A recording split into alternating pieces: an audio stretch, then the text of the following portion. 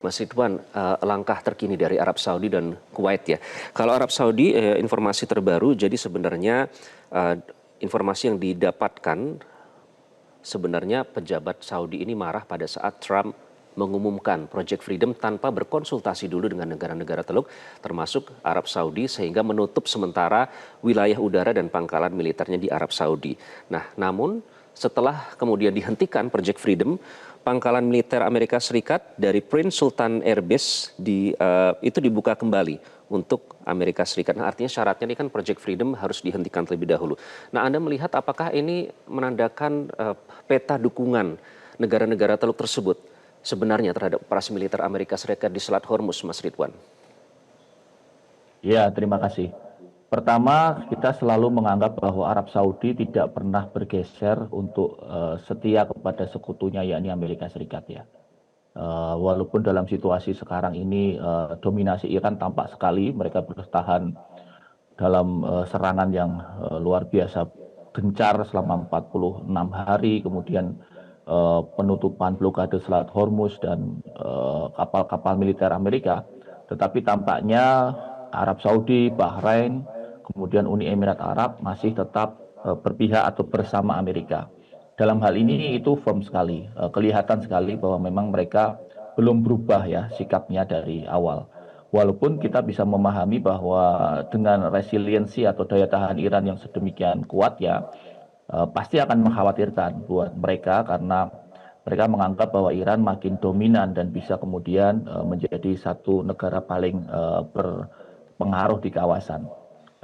Tampaknya memang Amerika Serikat ini masih menahan diri, Mas Iqbal, untuk melakukan satu serangan baru, terutama karena tanggal 14 Mei itu dijadwalkan ada pertemuan antara Presiden Trump dengan Presiden Xi Jinping di Beijing.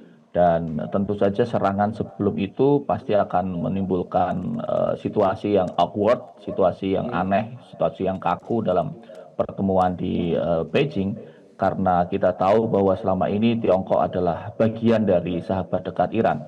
Kemarin kira-kira sepekan yang lalu Menteri Luar Negeri Iran Abbas Araghchi diterima dengan sangat baik, sangat hangat di Beijing. Bahkan di luar kebiasaan, biasanya tamu-tamu negara itu tidak diberikan kesempatan untuk jumpa pers mandiri bersama wartawan Tiongkok. Tetapi Abbas Araghchi justru diberikan porsi yang cukup besar untuk melayani wawancara atau interview langsung dari media-media Tiongkok. Ini menunjukkan betapa Kementerian Luar Negeri Tiongkok memberikan porsi yang cukup dominan kepada Araghchi. Nah, sinyal-sinyal ini tampaknya juga pasti dibaca oleh Amerika dan beberapa analis termasuk kami meyakini sampai selesainya kunjungan Trump tampaknya tidak akan ada perubahan manuver apapun selain penguatan pangkalan-pangkalan. Saat ini pada saat kita diskusi ini beberapa pesawat-pesawat pengangkut pasukan dari Amerika Serikat maupun dari pangkalan mereka di Uni Eropa itu bergerak juga memang di beberapa pangkalan tradisional mereka di Bahrain, di Manama, di Qatar dan beberapa wilayah lain. Kemudian mereka juga melakukan refueling atau pengisian ulang senjata yang dilakukan secara bertahap. Tetapi apakah kemudian dalam 1-2 hari ini akan melakukan agresi baru atau serangan baru? Banyak yang meyakini tidak, tetapi menunggu hasil pertemuan antara Trump dengan Presiden Xi Jinping. Oke, jadi menahan diri begitu ya, karena antisipasi untuk pertemuan penting antara Trump dengan Xi Jinping, dan seminggu sebelumnya sudah didahului dengan pertemuan antara Menlu Araghchi dengan pejabat China.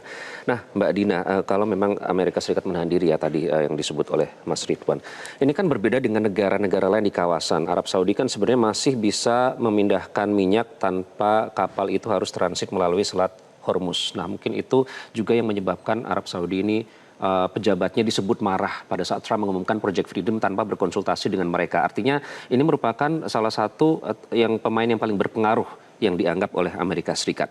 Kemudian juga ada pernyataan dari Majen Rezai, penasihat senior pemimpin revolusi Islam Iran ketiga Mujtaba Khamenei, memperingatkan negara-negara Arab di kawasan dan semua Muslim akan konsekuensi bekerja sama dengan rezim Zionis. Nah, apakah kekhawatiran ini yang apa yang dirasakan oleh negara-negara Teluk saat ini akan peringatan dari Iran ini jika ada tindakan gegabah yang dilakukan oleh Amerika Serikat, Mbak Dina? Ya, beberapa hari yang lalu ketika Arab Saudi itu menyatakan ini ya menutup wilayahnya untuk dijadikan basis serangan Amerika Serikat dalam Project Freedom itu sebenarnya saya agak berharap wah ini Saudi mulai berani ini melawan Amerika, tapi kan ternyata tiba-tiba berbalik ya menyatakan membuka lagi. Saya pikir memang terlalu jauh kalau berharap ada perubahan besar dalam waktu singkat dari pihak negara-negara Teluk yang selama ini memang sangat inferior terhadap Amerika Serikat, sangat takut untuk mengambil kebijakan luar negeri yang bertentangan dengan kepentingan Amerika Serikat. Tapi dalam situasi seperti ini, ketika negara-negara Teluk juga sudah melihat ternyata Amerika Serikat tidak kuat-kuat amat gitu ya, dan bahkan sudah Saudi juga pernah berani melarang Amerika Serikat menggunakan pangkalan militernya. Meskipun sekarang dibuka lagi, ini menunjukkan bahwa Saudi mulai bergeser, meskipun belum drastis, dan ini sejalan dengan yang tadi Mas Iqbal kutip, yaitu petinggi IRGC yang memang juga selama ini selalu berusaha merangkul ya negara-negara Arab ini, selalu berusaha menunjukkan bahwa ini kita tidak perlu bermusuhan sebenarnya. Iran dan negara-negara Arab ini sebenarnya bisa bekerja sama dengan baik. Yang jadi musuh sebenarnya atau yang jadi sumber masalah adalah Amerika Serikat dan Israel. Dan ini juga sebenarnya gestur yang baik ini sudah ditunjukkan juga oleh Qatar ya. Qatar juga sudah pernah menyatakan bahwa Persia dan Arab itu selama ribuan tahun sudah hidup berdampingan, sehingga sebaiknya ya sudah jangan ada ketegangan atau konflik militer. Dan kemudian kita lihat bagaimana tidak ada lagi serangan ke Qatar kan dari pihak Iran, karena juga dari Qatar juga tidak ada serangan dari Amerika Serikat yang menggunakan pangkalan militer di Qatar. Nah, situasi ini saya pikir mudah-mudahan akan terus bertahan ya dan semakin membaik, di mana negara Teluk berhenti untuk memberikan bantuan kepada Amerika Serikat, dan ini kemudian akan membuat Trump dalam hal ini bisa mengambil keputusan yang lebih rasional lagi untuk menghentikan perang, karena tidak ada yang diuntungkan dari perang ini, terutama Amerika Serikat juga bahkan sangat rugi akibat perang ini. Satu-satunya yang berkepentingan dengan perang ini adalah Israel. Oke, dan kita tahu kemarin Kuwait dan UAE ya melalui pejabat atau pernyataan resminya menyebut ada serangan yang dilakukan oleh Iran, begitu dikeluarkan melalui pernyataan resmi.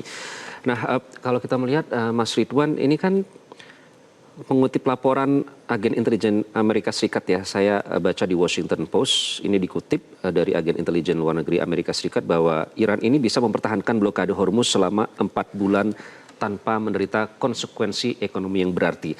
Akhir 4 bulan itu waktu yang panjang begitu. Sementara kita tahu Arab Saudi tidak terlalu bergantung kepada Selat Hormuz karena ada bisa menyalurkan melalui West Pipeline ya, ada 750 miles dari Teluk Persia kepada Laut Merah begitu, bypass Selat Hormuz dan bisa mengekspor jutaan galon minyak setiap harinya.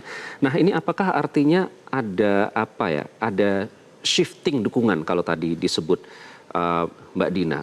Apakah ini ada hal baru yang bisa kita tangkap dari dinamika yang terjadi antara negara-negara Teluk yang tadinya mungkin menjadi garda depan selalu mendukung apapun kebijakan Amerika Serikat, namun sekarang semua berubah dengan peringatan dari Iran tersebut, Mas Ridwan? Pertama yang kita lihat adalah situasi realistis Iran hari ini, dan itu pasti juga sudah dihitung oleh para agen intelijen di negara-negara Teluk itu. Dalam konteks ini, bayangkan Mas Iqbal, 1.600 drone baru itu bisa dibuat dalam waktu 16 hari ketika masa jeda serangan ini, masa jeda agresi Amerika. Artinya memang dari sisi resilience atau daya tahan dan kapasitas Iran, itu setiap hari mereka sangat produktif. Ini kan dibaca juga bahwa ini bukan negara yang lemah begitu oleh negara-negara Teluk. Jadi saya sih tentu saja banyak pakar termasuk Mbak Dina tadi menyampaikan harapannya memang begitu, ada persatuan atau teorinya adalah wihdatul ummah ya, persatuan umat. antara Arab Saudi, kemudian negara-negara Teluk, Bahrain, Qatar, dan yang lain untuk bersama-sama bersama Iran dalam hal ini membendung pengaruh dari negara Zionis Israel atau entitas Israel itu. Ini yang memang diharapkan banyak pakar dan banyak peneliti militer. Tetapi memang faktanya tekanan-tekanan ekonomi, kemudian lobby-lobby terutama ya, saya mengistilahkannya itu bujukan maut begitu ya, bujukan maut dari rezim Zionis Israel kepada kelompok-kelompok kepentingan politik di Amerika Serikat ini yang saya kira masih menjadi problem. Mereka mereka Israel itu berkepentingan agar perang berlanjut karena mereka juga punya target-target panjang dengan perang ini. Bahkan 2 hari yang lalu kepala intelijennya Israel, salah satu unit intelijen Israel mengatakan bahwa saat terbaik untuk melumpuhkan Iran adalah hari ini gitu. Dan mereka menyatakan itu dan menyampaikan itu ke Amerika Serikat. Tetapi tampaknya Amerika lumayan sudah bisa bertahan dari bujukan itu hari-hari ini. Itu terbukti bahwa sampai hari ini tidak ada serangan besar atau agresi besar yang kemudian dilaksanakan oleh Amerika Serikat. Kalau saja misalnya Yanbu, pipa minyak di Yanbu di area sekitar Madinah dan kemudian pipa Fujairah di Uni Emirat Arab itu bisa beroperasi normal, maka memang sama sekali tidak berdampak penyekatan Selat Hormuz itu.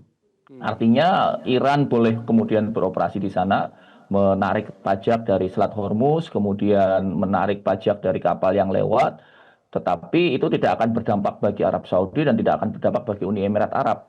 Dalam hal ini berarti ya karena tidak berpengaruh untuk negara saya, ya silakan saja kalian lanjutkan itu. Dan ini akan menguntungkan juga bagi perdamaian di kawasan.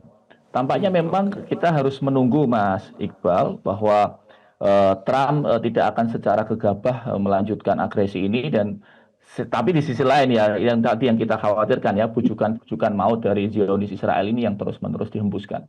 Jelajahi cara baru mendapatkan informasi. Download Metro TV Extend sekarang.